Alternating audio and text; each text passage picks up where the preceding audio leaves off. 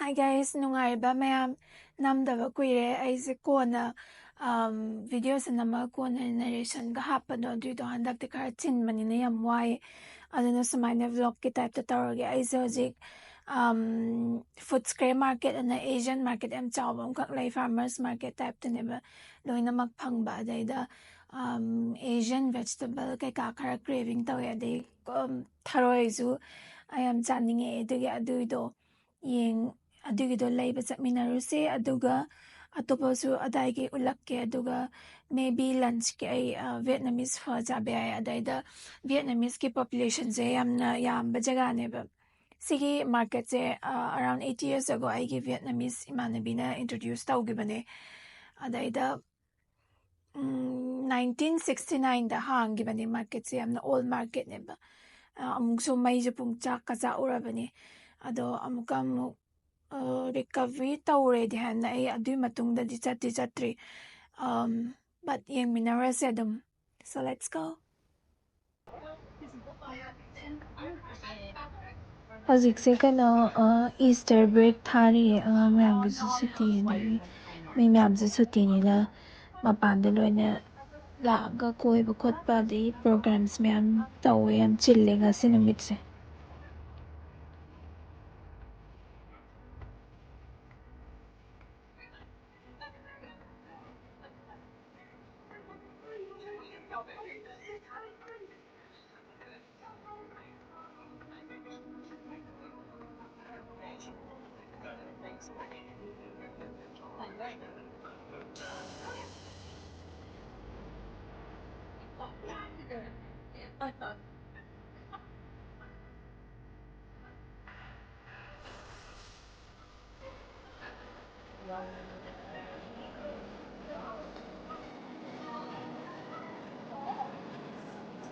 Sorry. Train station yaware Flinders Street station ne ado Mikey card and akhoi metro card ki type tane train tongbagi ado paisa yarba yenge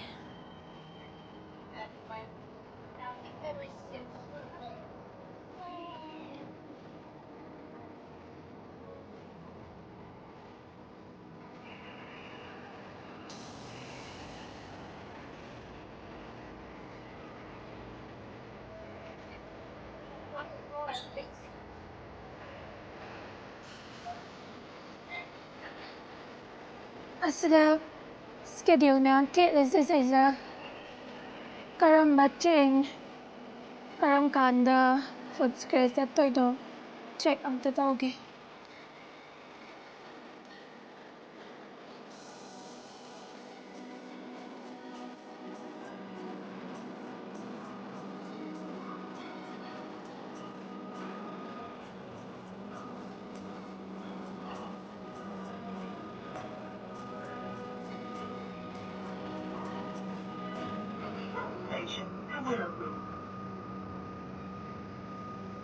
Any customers wanting to travel to Frankston, please head to platform 7.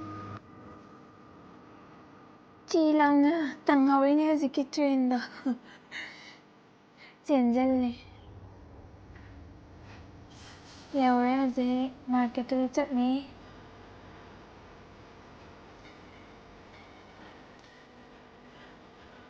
Sida later Footscray market.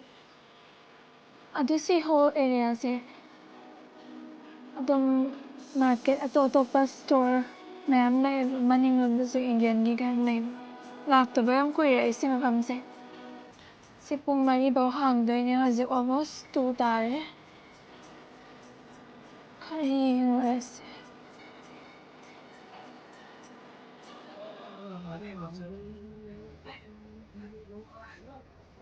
yam thoe makan bok choy masabik tu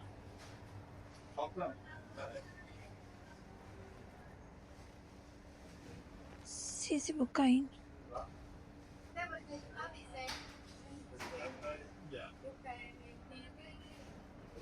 ai yang khangdab se mya sisu khangde masak sidi ko amana ga man yendem Kwamanabili nati adopa mani.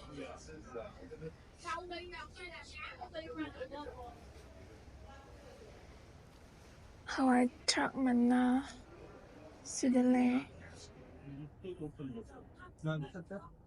Yam tang mani ang si 2 for 2.99. Si maza si katangda. $1 se 50 to 54 rupees kamana mani ba. Si katangda yung Manipur dadi asli patray akong gataw.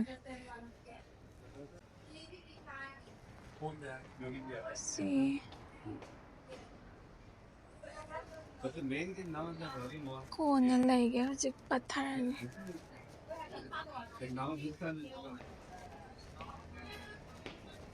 Kai thoke hanalo yung thoke seza. Moi di kangkong hai.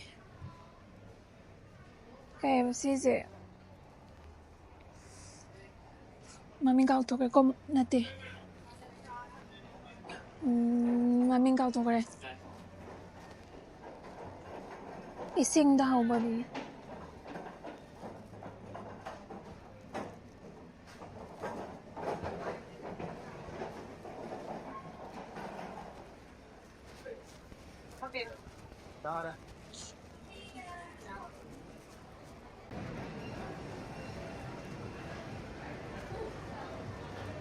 Meat lovers ki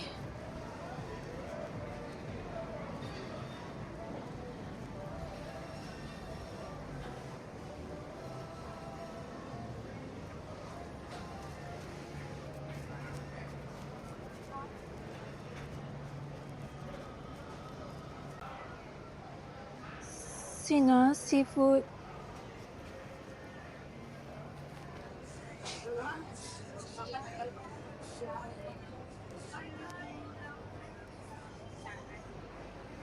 Seafood section. Singa.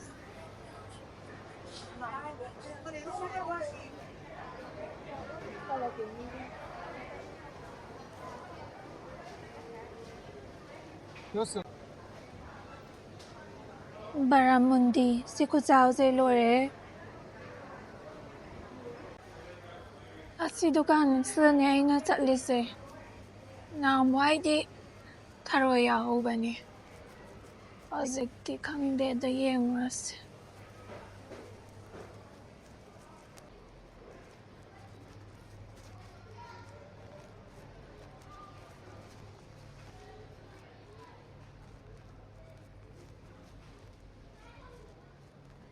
Kurkuria se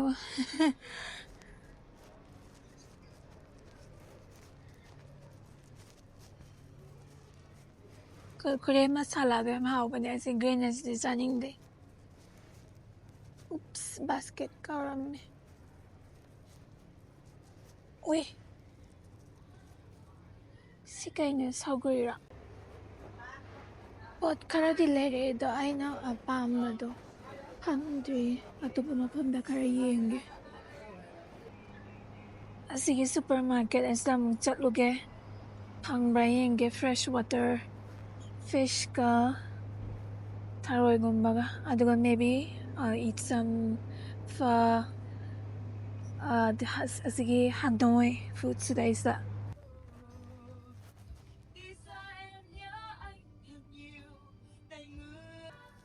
Sudah na kaya yaw yenge yaw brand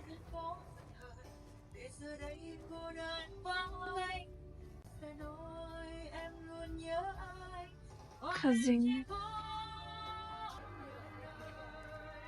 Kongreng lere Tharoi lere asi Tharoi ze chawman lakman gre tale jaba thong daba phang de thong mga to phang sige size ne ba ina thido si athong mane ba chi mana Hang na yum dale hori yam chawe se de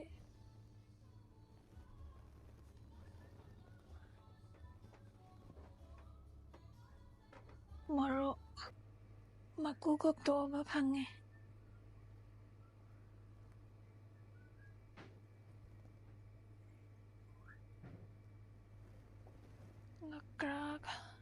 Childai Jiraiba. Okabi Katla. Akra. Siani Zilawarge. Okabiga. Tharoiga.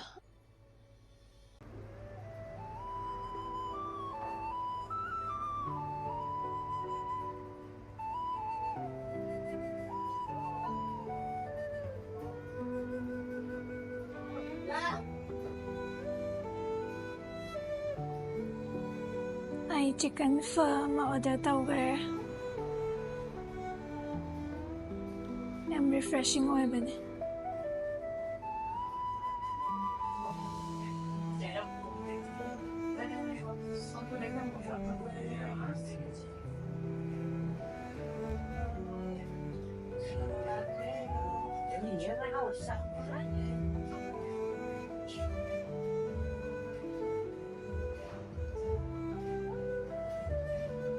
Soup se clear ko oils. I'm refreshing oil ba ni? Cooling so fresh herbs kasi. Ingay lang.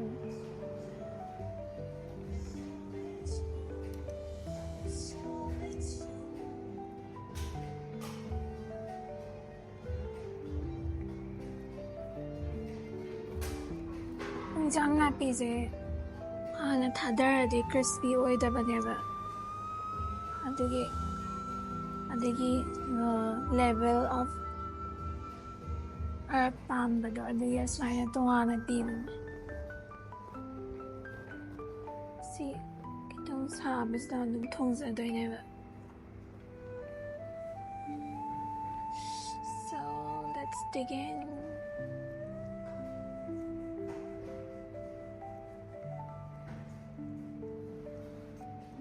Sorry, darling, I come too late.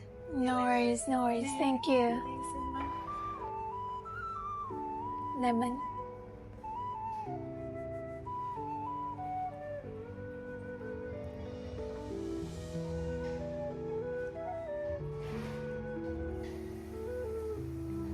Chicken na yan.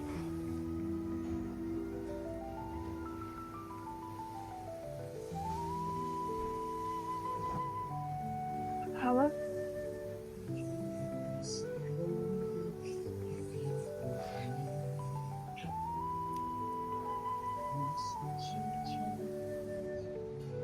Kusasin ba ninyo kahit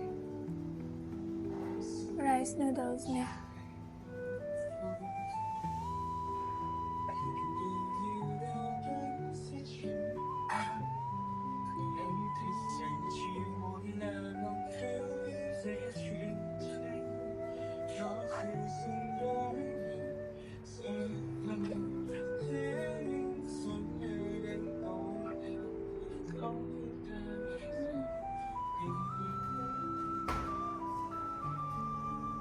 Wow.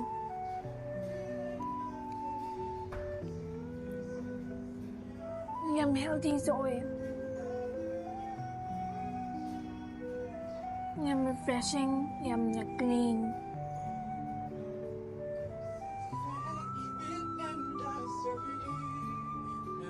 Sinong tigisa niya? Skin na rin pesa to kan. Tao ka. Kaya may ako masada chicken doon yun.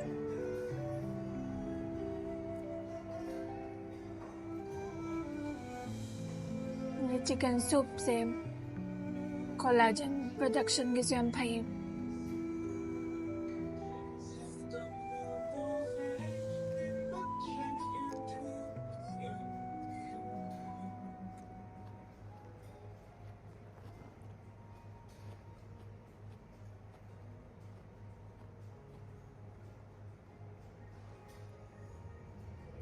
yum crunchy और vegetables अच्छा है मतलब mic तक गम तरम गए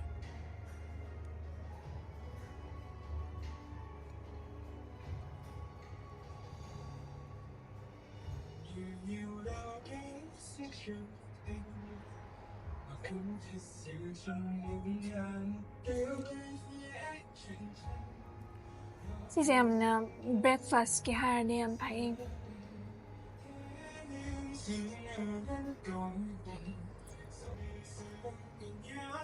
Manipur is popular or ade.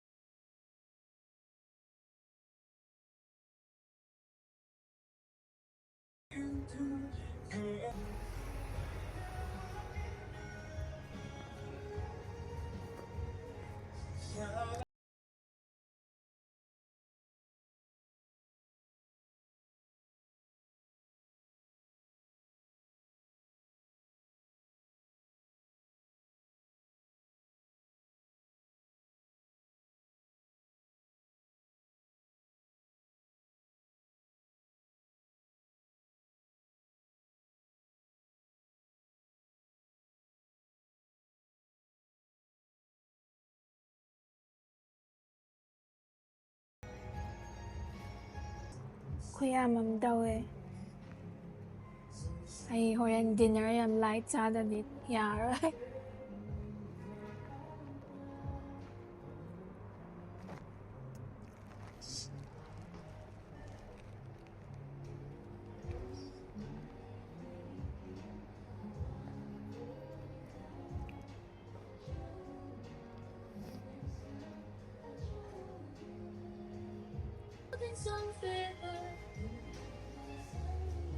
Chicken se skin yagan how is this?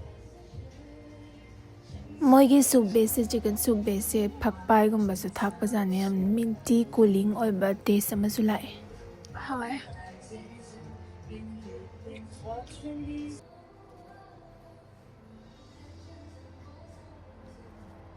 Ayaw ngam sangger ko ako mataw eh. Chicken sa last piece. Skin guys.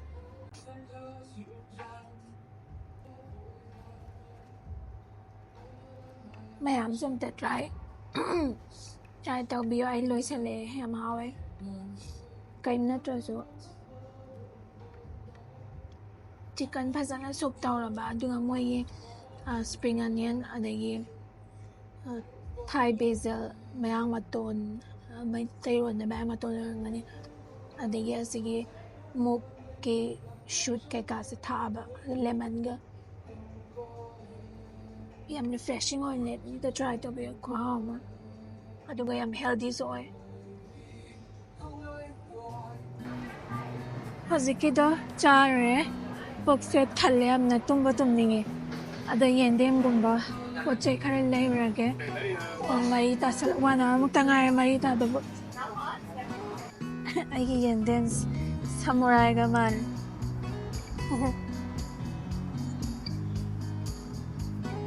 Pindi lore khao ani pura than na pae song sai che Indian grocery store ma lai ve ne du hai pe tam yeng che ga lai si salam namaste I thought she's 8 years ago la ki bane oh my check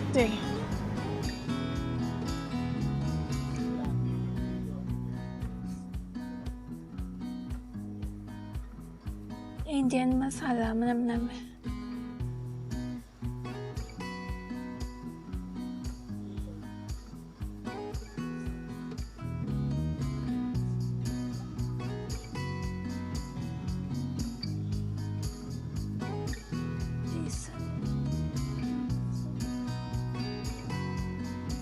mangan tip da isi darani blue peas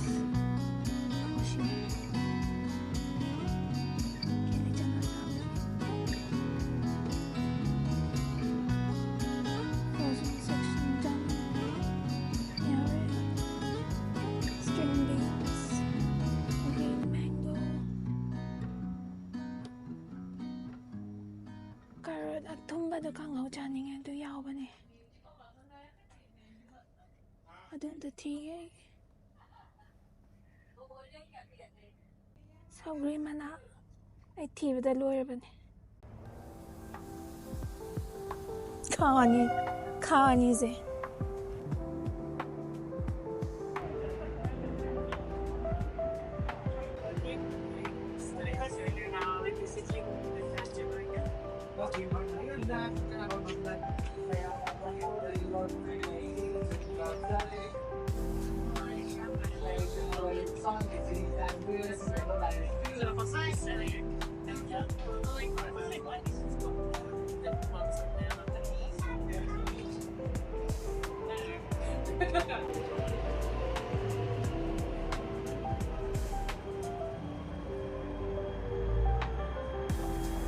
ꯈꯣꯟꯁꯦ ꯁꯤꯌꯦ ꯋꯥꯕꯗ ꯑꯩꯒꯤ ꯌꯦꯟꯗꯦꯝꯁꯦ ꯇꯦꯛꯊꯣꯛꯈ꯭ꯔꯦ ꯑꯁ ꯈꯥꯎꯖꯥ ꯑꯅꯤꯁꯦ ꯂꯨꯝꯃꯦ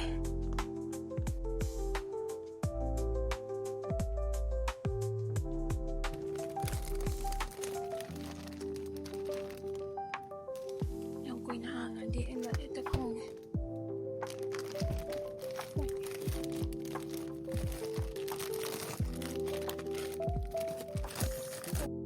ꯉꯁꯥꯏꯒꯤ ꯃꯌꯥꯝꯗꯣ ꯐ꯭ꯔꯤꯖꯇ ꯍꯥꯞꯆꯟꯈ꯭ꯔꯦ ꯄꯨꯡ ꯊꯜꯂꯦ ꯖꯒꯥ ꯀꯔꯤꯝ ꯂꯩꯇ꯭ꯔꯦ ꯐ꯭ꯔꯤꯖ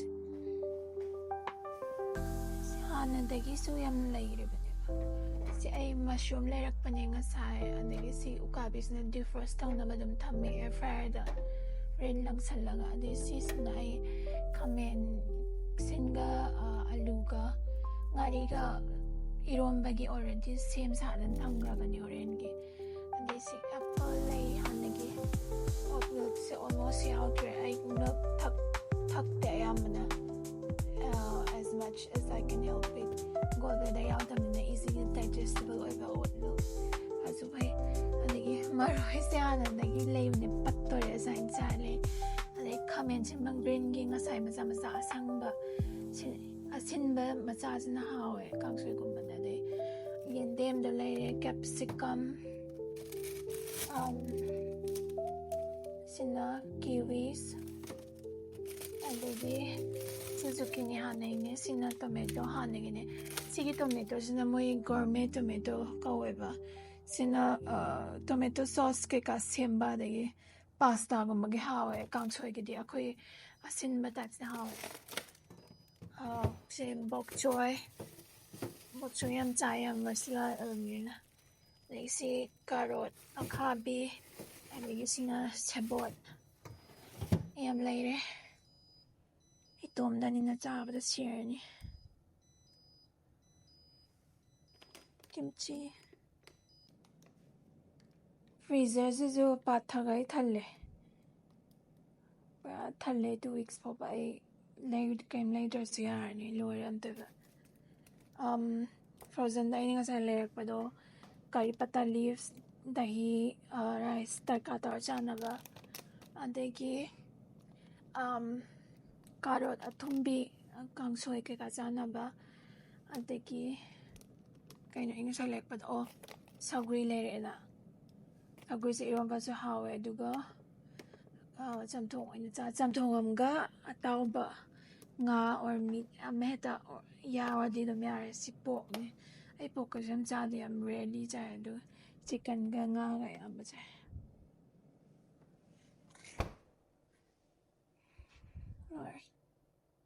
ꯍꯣꯏ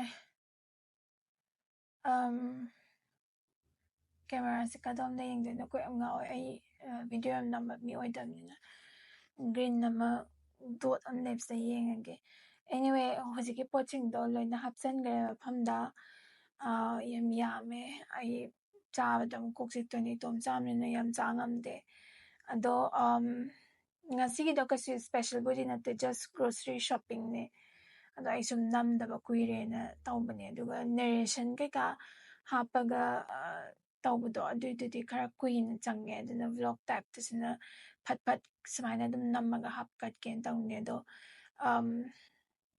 ꯈꯔ ꯆꯤꯟꯕ ꯍꯟꯗꯛꯁꯦ ꯊꯕꯛ ꯌꯥꯝ ꯌꯥꯝꯃꯦ ꯑꯗꯨꯒꯤ ꯋꯥꯏ ꯑꯗꯣ ꯑꯩ ꯑꯗꯨꯝ ꯁꯨꯃꯥꯏꯅ marak-marakta happa yaba yenge. Ado, I hope you guys enjoyed this video. Nga sige, this side adum loisalage. See you next time. Bye.